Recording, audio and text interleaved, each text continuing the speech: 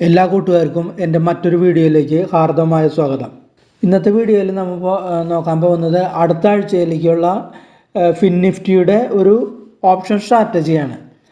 അപ്പോൾ option strategy ചെയ്യുന്നതിന് മുമ്പ് നമുക്ക് അതിൻ്റെ ഗ്രാഫ് ഒന്ന് നോക്കി നോക്കാം. ഫിൻനിഫ്റ്റിയുടെ ഗ്രാഫ് നമ്മൾ ഇപ്പോൾ കാണുന്നത് ഫിൻനിഫ്റ്റിയുടെ 2 അവറിൻ്റെ ഗ്രാഫാണ്. നമുക്കിവിടെ നോക്കിയാൽ കാണാൻ പറ്റും ഏകദേശം 21,600 നല്ലൊരു റെസിസ്റ്റൻസ് പോയിൻ്റ് ഉണ്ട്. 3 പ്രാവശ്യമാണ് ആ റെസിസ്റ്റൻസ് ടച്ച് ചെയ്തിട്ടുള്ളത്. ഈ ഏരിയയിൽ ഒരു ഇവിടെ 1 2 3 ഒരു 4 പ്രാവശ്യം ടച്ച്. അപ്പോൾ ഈ ഏരിയ കട്ട് ചെയ്ത് പോകണമെങ്കിൽ വീണ്ടും ഒരു 400 പോയിൻറ്റോ അല്ലെങ്കിൽ 300 പോയിൻറ്റോ ഈസി ആയിട്ട് ഫിൻനിഫ്റ്റി കയറി പോകും. മുകളിലത്തെ റെസിസ്റ്റൻസ് ഈ റെസിസ്റ്റൻസ് ഇനി താഴേക്കിടെങ്കിലും നമ്മൾ ഇവിടെ ഒരു ട്രെൻഡ് ലൈൻ വരച്ചു കൊടുത്താൽ ഈ ട്രെൻഡ് ലൈനെ സപ്പോർട്ട് ചെയ്തിട്ടാണ് പോയിട്ടുള്ളത്. അപ്പോൾ മിക്കവാറും അടുത്ത ആഴ്ച ഇവിടെ ഒരു റെസിസ്റ്റൻസ് ഉണ്ടല്ലോ, ഇതിൻ്റെ ഉള്ളിൽ ആയിരിക്കും, ഈ പോയിൻറ്റിൻ്റെ ഉള്ളിൽ ഇവിടെ ആയിരിക്കും മിക്കവാറും, ആസ് പെർ എൻ്റെ ഒരു വ്യൂ പോയിൻ്റ് ഇവിടെ ഇതിൻ്റെ ഉള്ളിലായിരിക്കും മിക്കവാറും ക്ലോസ് ചെയ്യാൻ സാധ്യത. അപ്പോൾ അതിനനുസരിച്ചുള്ള ഒരു ഓപ്ഷൻ സ്ട്രാറ്റജി നമ്മൾ ക്രിയേറ്റ് ചെയ്യാൻ പോകുന്നത്. അപ്പോൾ ഇതിന് മുകളിൽ പോവുകയാണെങ്കിൽ നമുക്ക് ലോസ് ആയിരിക്കും, ഇതിന് താഴെ ബ്രേക്കൗട്ട് ആണെങ്കിലും നമുക്ക് ലോസ് ആയിരിക്കും. അപ്പോൾ നമ്മൾ ഓപ്ഷൻ സ്ട്രാറ്റജി ചെയ്തു വെച്ചു. അപ്പോൾ ഇതിന് ഈ പോയിൻ്റ് എത്തുമ്പോൾ നമുക്കിതിൽ ലോസ് കുറയ്ക്കാനുള്ള ഇതെന്ന് വെച്ചാൽ ഈ പോയിൻ്റ് എത്തുമ്പോൾ ആ റെസിസ്റ്റൻസ് പോയിൻ്റായി. അപ്പോൾ പിന്നെ ഒരു ബ്രേക്കൗട്ട് പോയിട്ട് മാർക്കറ്റ് കയറി പോകും, ഫിൻനിഫ്റ്റി കയറി പോകും. താഴേക്കാണെങ്കിലും ഈ ട്രെൻഡ് ലൈൻ ബ്രേക്ക് ചെയ്താൽ താഴേക്കും പോരും. അപ്പോൾ ഈ പോയിൻ്റ് എത്തുന്ന വരെ നമുക്ക് പ്രോഫിറ്റാണ്. ഈ പോയിൻ്റ് എത്തുന്നുള്ളൂ അല്ലെങ്കിൽ ഈ പോയിൻറ്റിൻ്റെ ഉള്ളിലോ ക്ലോസ് ചെയ്താൽ നമുക്ക് പ്രോഫിറ്റ് ആയിരിക്കും. അപ്പോൾ ഈ പോയിൻ്റ് എത്തിക്കഴിഞ്ഞാൽ നമുക്ക് ഈ പൊസിഷൻസ് ആ സമയത്ത് നമുക്ക് ലോസ് ആണോ പ്രോഫിറ്റ് ആണോ എന്ന് നോക്കിയിട്ട് നമ്മൾ വിറ്റുമാറുക ആ സമയത്ത് ഈ പോയിൻ്റ് എത്തുമ്പോൾ. അപ്പോൾ നമുക്ക് ലോസ് ആണെങ്കിൽ ചെറിയ ലോസ് ഉണ്ടാവുള്ളൂ. അഥവാ ഒരു 2-3 ദിവസം ഇങ്ങനെ നാരോ റേഞ്ചിലുണ്ടെങ്കിൽ അത് പ്രോഫിറ്റിലേക്ക് മാറിയിട്ടുണ്ടാവും. കാരണം ടൈം ഡേക്കിയറെ എഫക്റ്റ് അവിടെ വന്നിട്ടുണ്ടാവും. അപ്പോൾ നമ്മുടെ 2 പോയിൻ്റുകൾ 21,100 21,500 ഇതിനുള്ളിൽ ക്ലോസ് ആയതാൽ മാത്രമേ നമുക്ക് പ്രോഫിറ്റ് ഉള്ളൂ. ഇതിന് മുകളിലേക്കാണെങ്കിൽ നമുക്ക് ലോസും താഴേക്കാണെങ്കിൽ ലോസും തന്നെ ആയിരിക്കുള്ളൂ. അപ്പോൾ ഈ 2 പോയിൻ്റ് എത്തുമ്പോൾ ഈ പൊസിഷൻ വിറ്റുമാറുക എന്നുള്ളത്. അപ്പോൾ അതിന് പറ്റിയ ഒരു ഓപ്ഷൻ സ്ട്രാറ്റജി നമുക്ക് നോക്കാം എങ്ങനെയുണ്ടെന്നുള്ളത്.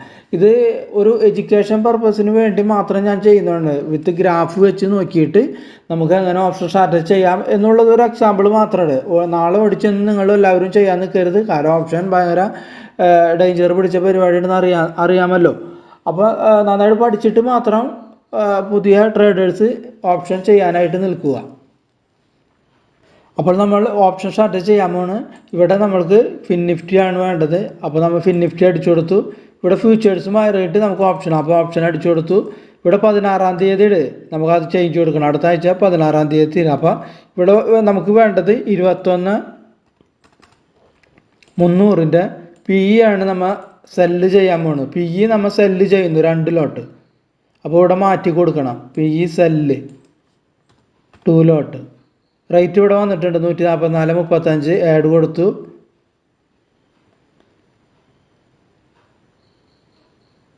അതിനുശേഷം 21,600 PE അത് ബൈ ആണ്. 1 ലോട്ട് നമ്മൾ ബൈ ചെയ്യുന്നു.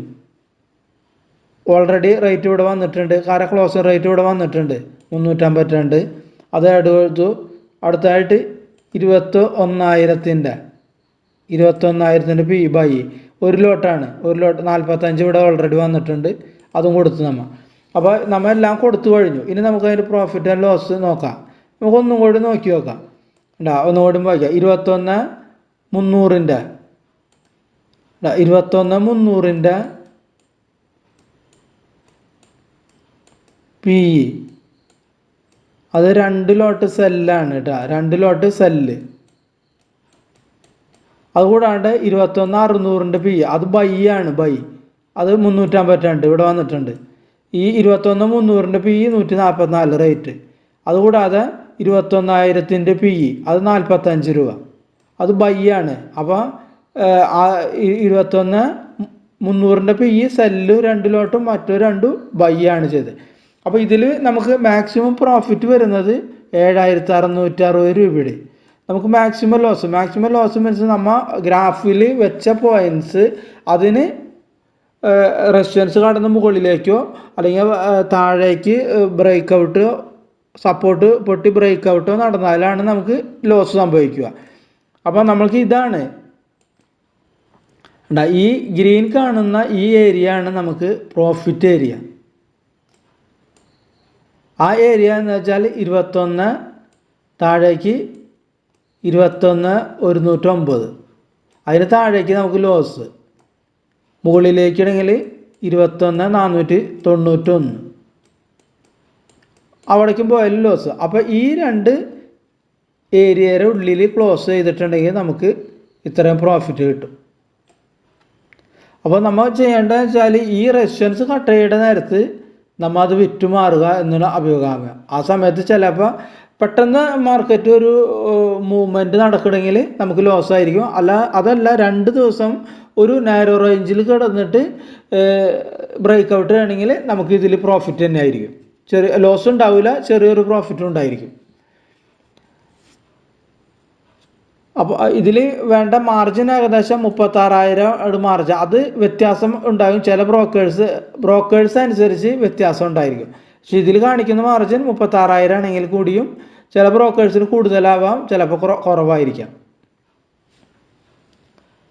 അപ്പോൾ ഇതാണ് ഫിൻനിഫ്റ്റിയുടെ അടുത്ത ആഴ്ചയ്ക്കുള്ള ഒരു ന്യൂട്രൽ ഓപ്ഷൻ സ്ട്രാറ്റജി. അപ്പോൾ ആ വീഡിയോ എല്ലാവർക്കും ഇഷ്ടപ്പെട്ടു എന്ന് വിചാരിക്കുന്നു. ഇഷ്ടപ്പെട്ട് ലൈക്ക് ചെയ്യാൻ മറക്കരുത്, ഷെയർ ചെയ്യാൻ മറക്കരുത്, സബ്സ്ക്രൈബ് ചെയ്യുക. അപ്പോൾ അടുത്തൊരു വീഡിയോയിൽ വേറെ 2 നല്ല കണ്ടൻറ്റായി വരുന്നത് വരെ എല്ലാവർക്കും നന്ദി, നമസ്കാരം.